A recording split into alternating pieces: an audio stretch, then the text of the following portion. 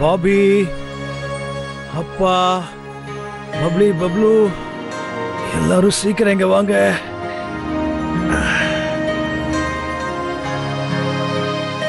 என்னாச்சுப்பா? பாபி, கிளம்புறதுக்கான ஏற்பாடுகளை செய். நாளைக்கு நம்ம எல்லாரும் துவாரகாபுரி போறோம். டிக்கெட்டுக்கான எல்லா ஏற்பாடுகளையும் நான் செஞ்சுட்டேன். என்ன எல்லாருமா?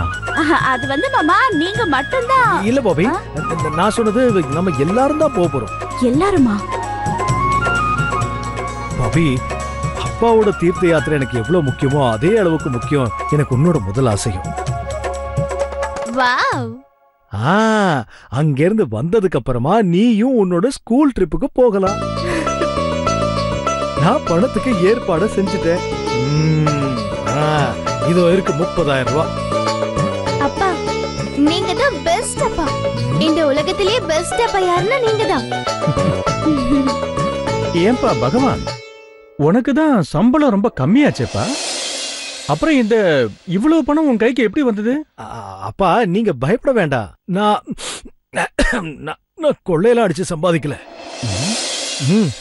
நான் ஓவர் டைம் செஞ்சேன். அதான் நான் தினமும் ராத்திரி லேட்டா வந்துகிட்டு இருந்தேன்.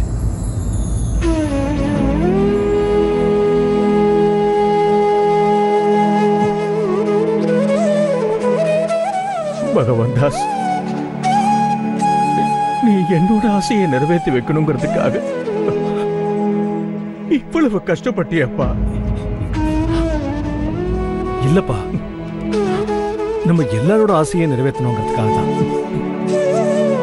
உங்களுக்கு தீர்த்த யாத்திரை போக வேண்டி இருந்தது.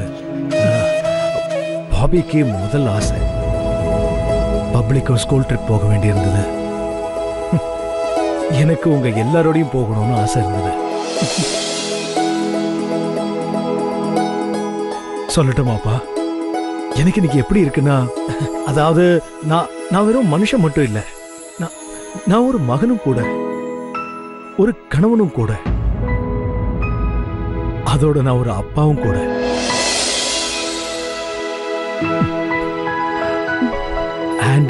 and I'm so happy, really. ஏன்னா நான் இந்த எல்லா பொறுப்புகளையும் முழுமையா நிறைவேற்றறதுக்கு முயற்சி செஞ்சுக்கிட்டு இருக்கேன். வாங்க வாங்க, நாம எல்லாரும் பேக்கிங் பண்ணணும்ல, காலையில சீக்கிரம் கிளம்பணும். வாங்க.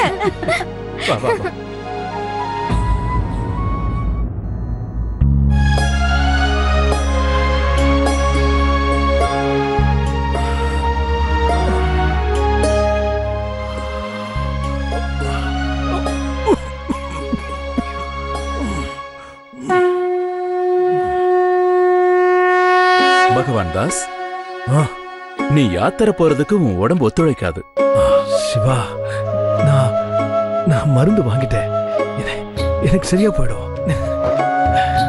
நீ யாருக்கிட்டையும் சொல்லவே இல்லையே.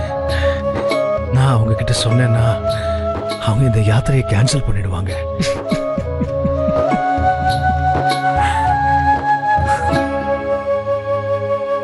உனக்கு உண்மையிலேயே பகவான் ஆகணுங்கிற ஆசை வந்துருச்சா பகவான் தாஸ்? இல்ல சிவா, என்னால அப்படி கனவுல கூட யோசிச்சு பார்க்க முடியாது. நான் ஒரு நல்ல மனுஷனா இருந்தாலே போதும். இந்த தீர்த்த யாத்திரை நல்லபடியா முடிஞ்சாலே போதும்.